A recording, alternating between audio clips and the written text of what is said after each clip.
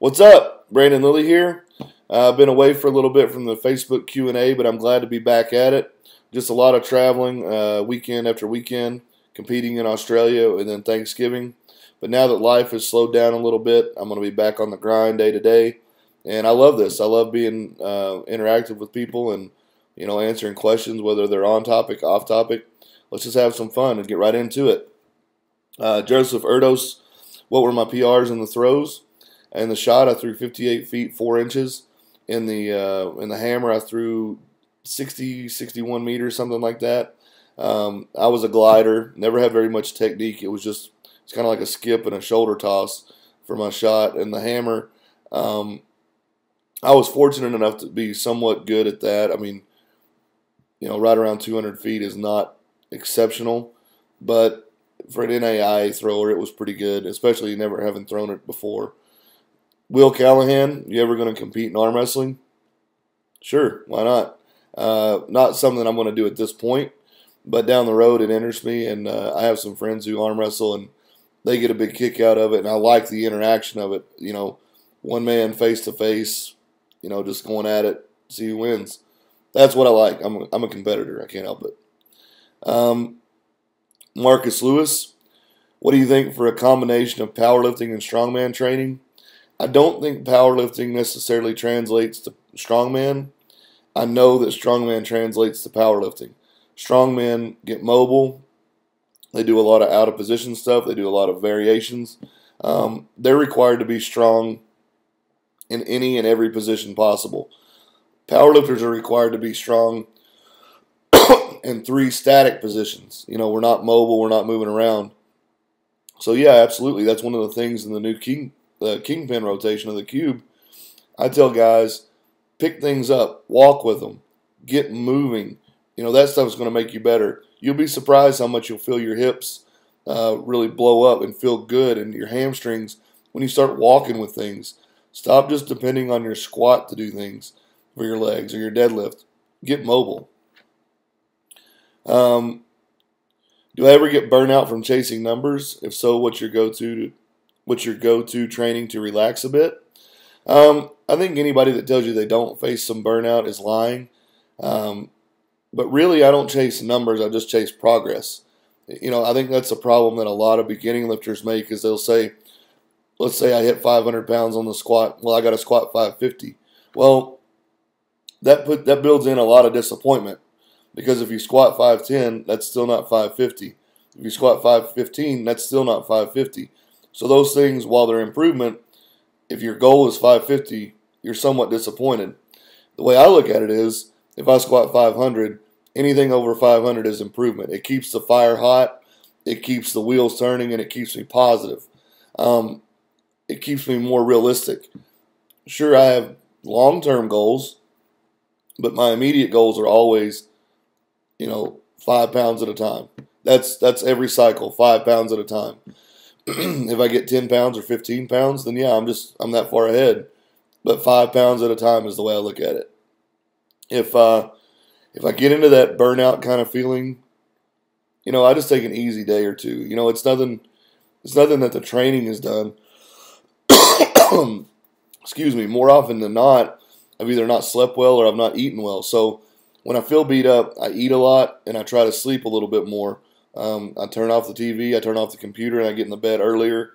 I try to eat a little bit looser with my diet, a little bit junkier food, just because, eating clean all the time is good. But if you're getting beat up, you need extra calories to heal yourself. So free up a little bit when you're feeling bad. Is there an ideal body fat percentage that powerlifters should have? Matt Sweeney. I think Dan Green, Stan Efferding, guys like that are changing the face of powerlifting. I believe anywhere from 10 to 15% is ideal. I think guys that get much beyond that, they're no longer athletic. They're no longer capable of their full potential as far as raw lifters go. In geared lifting, I know guys can get exponentially fat and fill out their gear and leverage against it, and that's their deal. But you have guys like Jimmy Pacifico, who's very lean, who's proven you can do big things in gear. Sean Frankel was the same way. Mike Cartinian was a lean guy. So it's really what your goals are, but I think ideally for a raw lifter, 10 to 15% is where you want to be. Um, let's see, one more question. Jesse Gluck asks, what does a day of eating during a training day consist of? Well, during a training day, I get up, I have eggs, I have oatmeal, and I have a little bit of avocado. I put some berries in my oats. My next meal is a protein shake along with some peanut butter, some natural peanut butter. The next meal is chicken with rice and a salad. Um, the next meal would be chicken or beef along with some sweet potato. Train. I have an inter-workout shake that I drink. Post-training, have a full meal of, anywhere from try to get 40 grams of protein from steak. I like steak after I train, and rice or sweet potato. And then again, I go on and I have another shake after the meal, and then go before bed. I'll have like 6 to 8 egg whites along with some peanut butter, something like that. I mean, it's nothing fancy, just a lot of protein, a lot of carbs, a little bit of fat. Maybe do one more movement here. Last question I'm going to get to is Ken Walter. What's an adequate rest days between training the same muscle groups? Well, I got to go back into the old speech about the farmer. A farmer is required to do the same thing day after day after day after day, and your body seems to adapt to whatever stress you put it under.